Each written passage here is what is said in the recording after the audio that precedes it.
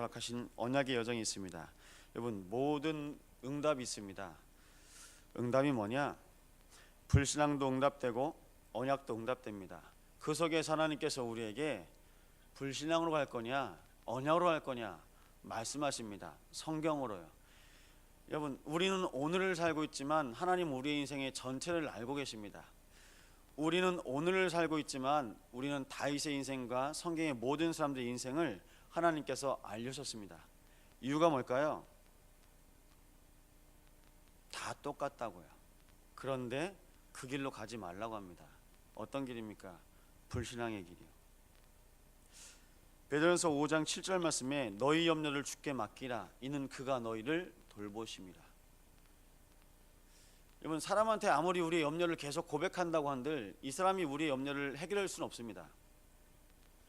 요즘 만나고 있는 몇 분 있는데요, 정신과 상담을 받아요. 여러분, 주변에 정신과 상담할 수 있는 병원이 얼마나 많이 있는지 아십니까? 여러분, 우리 주변에 많아요. 여천에도 있고요, 여수에도 있어요. 로타리 주변마다 병원이 몇 개 있어요. 정신과 의원. 알죠? 가면요, 이 의사가 다 들어줘요. 왜 들어준지 아십니까? 몰라요. 이 사람이 당한 문제를 몰라요. 왜 모를까요? 영적 문제 모르니까 이 사람은 어떤 문제로 왔을까? 이 사람은 어떤 문제로 왔을까?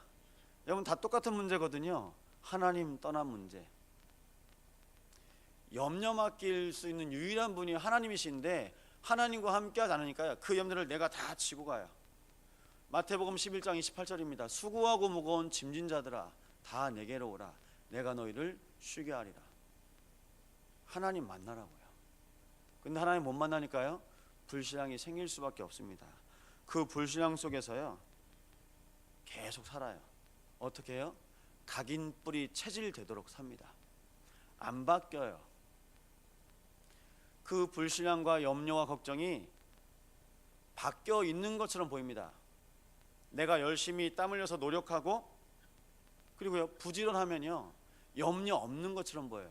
여러분, 부지런한 사람이 노력하고 열심히 사는 사람이 염려가 더 많습니다. 왜요? 내가 해야 되니까요. 내가 안 하면요 불안한 거예요. 그 체질을 가지고 계속 삽니다. 언약이 창세기 3장부터 창세기 1장부터 하나님께서 언약을 계속 이어주고 계신데요, 어떤 사람은 언약으로 살지만 어떤 사람은 언약으로 살지 않습니다. 언약은요 하나님께서 우리에게 붙잡으라고 주신 건데요, 안 붙잡아요. 언약을 잡았잖아요. 언약을 잡은 사람은 삽니다. 이 언약을 잡았던 아벨은 하나님께 항상 기쁨으로 제사를 드렸습니다. 이 언약을 잡았던 노아는 하나님과 함께 동행하였습니다. 그래서 성경에서 노아를 의롭다는 이유가 있습니다. 그는 여호와와 동행하였으며. 그가 완전한 이유요, 하나님과 동행하니까 완전한 거죠. 오늘도 우리의 인생이 불완전합니다. 그럼에도 불구하고 내가 할 수 있는 것으로 계속 삽니다. 언약이 있는데요, 언약 따로 내 인생 따로 사는 거예요. 그 인생 속에 하나님께서 우리의 인생을 구원하시려고 약속하시는데 근본적으로 안 믿습니다. 뭘 안 믿습니까? 구원이요. 하나님 믿는다고 하지만 내가 해야 된다고 합니다. 오늘도 하나님께서 우리에게 순간순간마다 우리와 함께 하시려고 말씀하십니다. 그런데 내 마음에 기도할 수 있는 마음과 여유조차도 없습니다. 불신앙에 잡혀있는 상태, 이 영적인 상태 속에서 하나님은 오늘도 나를 살리시려고 말씀하십니다. 그런데 내 인생에요, 하나님을 믿고 하나님의 말씀을 따라서 살 수 있는 영적인 힘이 없어요. 그래서 성경에 보면 하나님의 생각 그리고 내 본심은, 하나님께서 하나님의 마음과 생각을 성경에 계속 말씀하고 계십니다. 그런데 거기에 내 마음이 없으니까요, 내가 구원도 찾아다닙니다. 그것이 바로 종교입니다.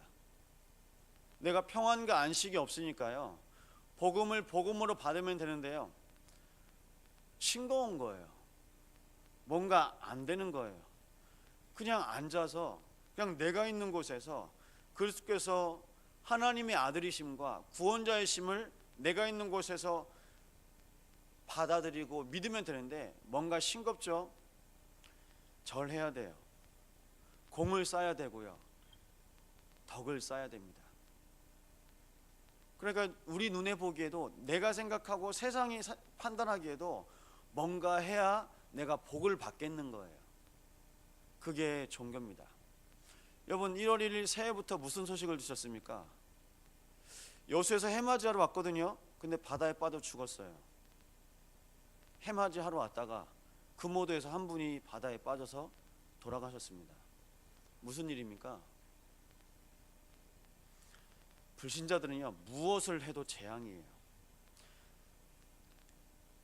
해가 바뀌는 새해 첫 해에 그 해 보겠다고 왔다가 해 보다가도 바다에 빠지고, 여러분 빌다가도 죽습니다. 그게 재앙이고 그게 저주입니다.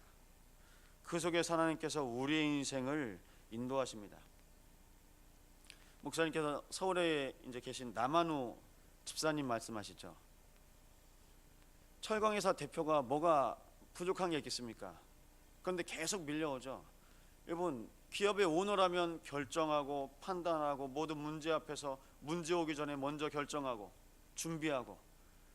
그런데 목사님이 세 가지 말씀 주셨답니다. 그 말씀이 무슨 말씀이냐?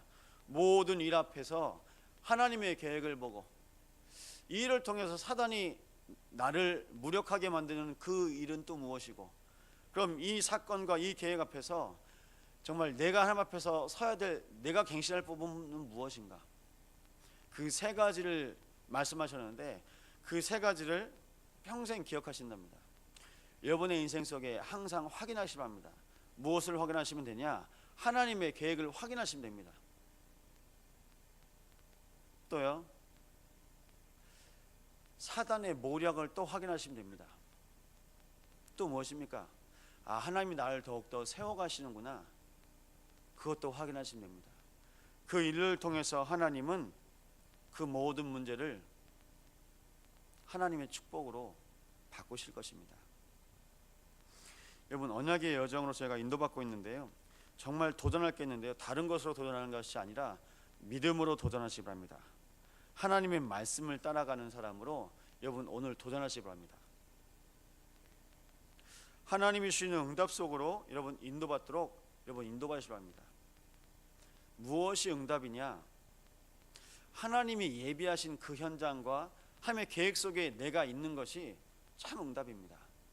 그런데 사람들이요 응답을 응답으로 안 보고요 다 자기 기준으로 살아가고 있습니다. 여러분 내가 사나 죽으나 그리스도께서 내 안에 사시는 것이다. 무엇에 유익이 된다고요? 내가 하나님 앞에서 내가 복음 때문에 내가 결정하고 선택하고 그 속에서 오늘 하나님께서 나의 현장을 통해서요 말씀을 따라가고 응답을 따라가는 그 현장이 전도의 축복을 누리는 현장입니다. 그 속에서 하나님께서 다윗에게 약속하신 말씀이 있습니다. 다윗의 인생을 통해서 시편 78편 말씀에 그 손과 그 마음에 성실함과 공교함을 주다고 말씀하고 있습니다. 여러분이 알고 계시는 것처럼 교회에 전문인들이 계속 오고 있습니다. 근데 그 전문인들이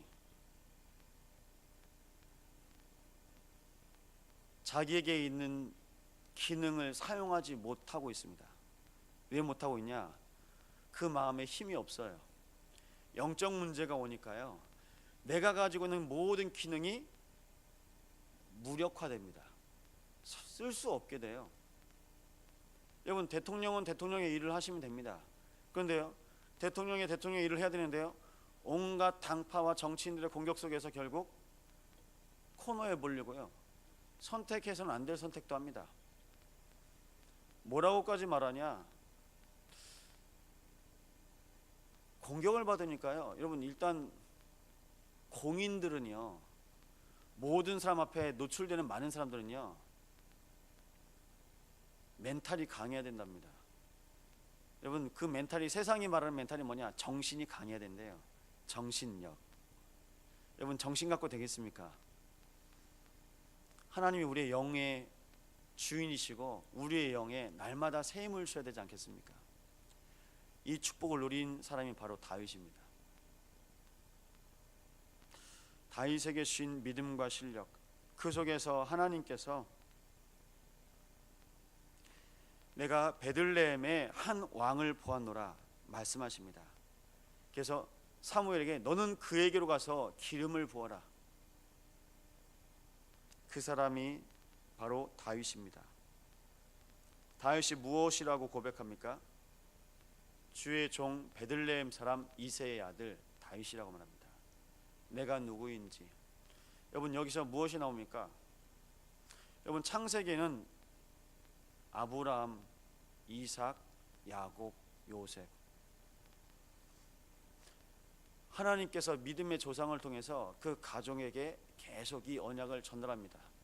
다윗이 이새의 아들이라고 고백했던 것처럼 아브라함의 아들 이삭, 이삭의 아들 야곱, 야곱의 아들 요셉. 여러분, 무엇이 전달돼야 된다고요? 언약이요. 언약이요. 그런데요, 그 언약이 전달이 안 돼요. 저 또한 기도하고 있습니다. 제가 목사지 저희 자녀들이 목사입니까? 그런데요, 송기창 목사의 아들, 여러분도 고민하신 것처럼 여러분들이 장로님이시고 여러분들이 권사님이죠. 그런데요, 그 언약이 전달돼야 돼요. 장로님의 아들 누구? 무슨 뜻이죠? 그분을 통해서 내가 신앙을 배웠고 내가 믿음을 받았다. 엘리야에게 고백합니다. 당신에게 있었던 갑절의 영감의 갑절을 내게 주시옵소서. 엘리사가요. 여러분, 믿음을 이 세상에서 보기 어렵다고 점점점 더 말하고 있습니다. 그러면 우리의 후대들에게는요, 더 갑절의 믿음과 성령의 충만함이 필요합니다. 하나님이 하나님의 언약을 붙잡고 나아가도록 시대마다 그 시대에 믿음의 사람을 세우셨습니다. 그 속에서 하나님의 언약을 붙잡고 인도받는 이 다윗이 아버지의 심부름을 따라서 군인으로 있는 형들을 면회하러 전쟁터에 갑니다. 그 전쟁터의 현장은 어떤 현장이냐? 블레셋과 전쟁 중에 가드 사람 골리앗이라는 그 큰 거인 앞에서 40일 동안 아무것도 할 수 없이 꽁꽁 묶여 있는 상태입니다. 나와 1대1로 싸우자, 나와라. 근데 아무도 못 나와요. 이스라엘 사람 중에 왕도 장수도 아무도 못 나옵니다. 형들을 만나러 심부름 갔던 다윗이 하나님을 모욕하는 그 골리앗의 말을 듣고 너는 칼과 단차로 나오지만 난 만군의 여호와 이름, 하나님의 이름으로 나아간다. 여러분, 여기서 다른 사람들이 다 모릅니다. 야, 다윗이 용맹하구나. 아니요, 기름 부음을 받았습니다. 하나님의 영으로 충만합니다. 그 충만함이 고백되어지고 확인되어진 현장. 여러분, 영적인 용사로 하나님께서 쓰임받습니다. 그 인생을 하나님께서 우리에게 보이십니다. 그러면서 뭐라고 하시냐? 나는 하나님의 사람, 그리고요, 하나님의 자녀의 축복을요, 거기서 증거합니다. 왕이 대책이 없으니까 골리앗 쓰러뜨리는 사람은 내 딸의 남편으로 내가 삼겠다, 사위로. 여러분, 왕의 사위가 되면 뭐가 될까요? 왕 아니면 왕의 수족이 되겠죠. 근데 그걸 보고 간 것이 아니라 그렇게 내걸었음에도 불구하고 아무도 안 나서요. 결국은 믿음으로 고백한 그 현장에서 골리앗이 쓰러지고 왕의 가족이 되는데요, 왕의 시기를 받습니다. 다윗은 사울은 천천히요, 다윗은 만만이라. 왕보다 다윗이 더 많은 사람들 앞에 인정을 받는 겁니다. 성경은 사울의 마음속에 사단이 들어갔다고 말하고 있습니다. 그 이후부터입니다. 그 이후부터 10년 동안 도망자 신세가 됩니다. 여러분, 10년이요. 살아남기 위해서 전쟁으로 승리했던 블레셋으로 다시 도망가서 미친 척하면서 침을 흘리면서 살기도 합니다.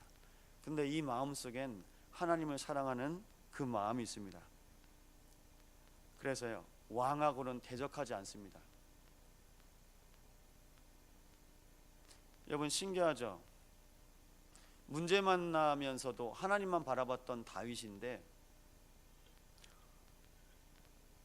이스라엘은 전쟁 중에 있고, 그리고 왕이 되어서 왕궁에서 한 여인의 모욕하는 모습을 보고 그 눈이, 그 마음이 시험을 받습니다. 여러분, 여기서 무엇을 확인할 수 있을까요? 우리랑 똑같아요. 전 제가 봐서 시험 들 거는 안 봅니다. 전 제가 들어서 시험 들을 얘기는 안 듣습니다. 왜요? 제가 약하니까요. 왜 그렇죠? 전 복음으로 살아야 돼요. 목사라고요, 여러분보다 더 약해요. 그래서 전 매일 예배해야 돼요. 매일 하나님만 바라봐야 됩니다. 여러분, 그 인생 속에서도 하나님 앞에서 범죄했다고 말하고 있습니다. 왕이면 뭐하죠? 자기 마음대로 합니다. 다윗도 똑같이 자기 마음대로 하다가 이게 잘못된 일이라는 걸 알게 되었어요. 바로 하나님 앞에 엎드립니다. 이게 우리랑 다윗과 다른 점이에요. 우리는 끝까지 시인 안 해요. 끝까지 시인 안 합니다. 인정 안 합니다. 다윗이 하나님 앞에서 엎드립니다. 전 무엇을 봤냐? 다윗이 왕인데 왕이 아니라 전도자였어요. 이스라엘 그 나라의 주인이 하나님임을 알고 있었습니다. 여러분 것이 아니라, 내 가정이 아니라 하나님께서 주인된 가정, 내 기업이고 내 자녀고 내 경제고 내 지식이 아니라 하나님께서 주신 지식, 하나님께서 허락하신 건강, 하나님께서 허락하신 경제, 하나님께서 허락하신 자녀, 그게 맞지 않겠습니까? 그 속에서 하나님께서 그 인생을 언약으로 인도하시는데요, 성전이 세워지기까지 하나님의 언약궤에 대한 언약을 사무엘을 통해서 전달받은 다윗은 그 언약의 축복을 위해서 준비하고 쓰임 받습니다. 여러분, 우리가 순간순간 놓치는 사실이 있습니다. 이항희 목사님이 잘해서가 아니라, 교역자들이 잘해서가 아니라, 중직자들이 잘해서가 아니라, 누구 한 사람이 잘해서가 아니라 하나님이 우리를 만나게 하시고 우리를 통해서 하신 일이 있습니다. 그게 바로 에베네셀의 하나님입니다. 하나님이 우리를 돕고 계세요. 누구 한 사람 잘해서가 아니라. 그래서 로마서 8장 보면요, 우리가 알거니와 그 부르심을 뜻대로 부름받은 자들에게는 합력하여 선을 이루느니라. 여러분, 선이 뭡니까? 복음 누리는 게 제일 최고의 선이에요. 근데 누가 잘한 것처럼 속는 겁니다. 대통령만 잘하면 된다고요? 아니요. 그럼 대통령만 잘해서 된다고 하면요, 다 시기예요. 우리가 목사님을 돕고, 목사님은요 우리 주일자리의 산업을 기도로 돕고, 교역자들은요 렘넌트와 모든 현장과 지역을 돕고, 이걸 보고 뭐라고 하냐? 원네스라고 합니다. 하나가 돼야 되는 거예요. 교회가 하나죠. 집이 하나죠. 그 속에서 하나님께서 이 모든 일을 이루어 가십니다. 그래서 이 언약을 따라서 하나님께서 인도하시는 그 축복을 따라서 자원하는 마음으로, 여러분, 마음이 통해야 됩니다. 제일 먼저 하나님께 내 마음을 자꾸 드려야 돼요. 예물만 드리지 마시고요, 마음을 드리세요. 어떤 분이요, 마음만 드린다고 하시죠. 아니요. 마음이 드려진 증거로 예물도 드리는 겁니다. 어떤 분은 반대로요. 예물만 드리고 계세요. 왜요? 경제가 많으니까요. 어떤 사람이는요. 성탄절엔 교회 가고 불신자입니다. 석탄일에는 절에 간답니다. 자기가 가진 경제의 축복이 종교적으로 받은 거라고 생각하니까 그렇게 생활하는 거예요. 여러분, 내가 가진 게 경제라고 해서 경제를 드립니까? 마음과 또 하나님께서 나에게 주신 것을 실제로 드리는 겁니다. 이것을 통해서 하나님 앞에서 날마다 쓰임 받으시기 바랍니다. 내가 은혜 받은 그 축복, 그러면서 말하고 있습니다. 열왕기상 2장에 다윗이 늙어서 하나님 앞에 부름받을 그 마지막 때에 아들 솔로몬에게 말합니다. 너는 힘써 대장부가 되라. 여러분, 전도자가 되셔야 됩니다. 내가 지켜 행한 모든 것을 행하라. 율례와 법도입니다. 그 속에서 하나님께서 다윗에게 뭘 약속하셨냐? 그 인생에 하나님과 함께 했던 언약의 여정. 오늘 이 언약의 여정이 기록되어 있습니다. 뭐라고 기록되어 있냐? 오늘 29절에 기록되어 있습니다. 다윗 왕의 행적은 처음부터 끝까지 선견자 사무엘의 글, 선지자 나단의 글, 선견자 갓의 글에 기록되었다고 말하고 있습니다. 세 사람 다 어떤 사람입니까? 하나님의 사람입니다. 남들은 골리앗 쓰러뜨린 거 그것만 말할 겁니다. 이 세 사람은 하나님이 다윗과 함께 하시고 하나님이 다윗의 인생을 통해서 모든 것을 허락하시고 모든 것을 통해서 언약을 증거하셨음을 말하고 있습니다. 여러분은 어떤 글을 남기실 겁니까? 메시지를 적으면서 어떤 글을 생각하시죠? 하나님이 나에게 남기게 하신 글. 여러분은 후대에 어떻게 기록되겠습니까? 끝까지 우기고 끝까지 여러분이 가지고 있는 그 신앙의 색깔대로, 믿음의 색깔대로, 여러분, 하나님께서 우리에게 주신 복음으로 영혼을 살리고, 영적 문제 있지만 영적 문제가 있음에도 불구하고 복음 사랑하고 영혼 사랑하고 전도자로 남았다. 그 인생이 여러분의 평생에 기록되고 기억되시길 바랍니다. 이 언약이 우리의 후대들에게 전달되기 위해서는요, 오늘 우리에게 온전한 믿음과 온전한 복음이 누려져야 되겠습니다. 이 언약 붙잡고 오늘 이 시간 기도하실 텐데요.